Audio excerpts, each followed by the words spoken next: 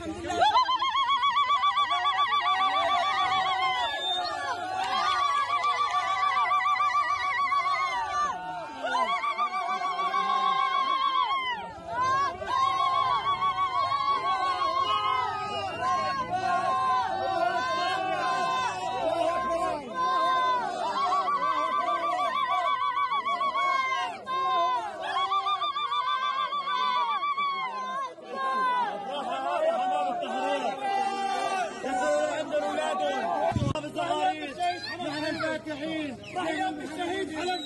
صرخت الأهالي هنا في مدينة حلماة بعد أن دخلت إليها قوات المعارضة السورية وتمكنت من السيطرة على عدة أحياء.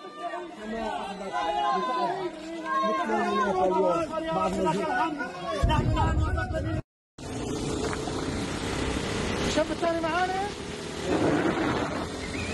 هذه هي مداخل مدينة حلماة بعد أن دخلت إليها قوات المعارضة.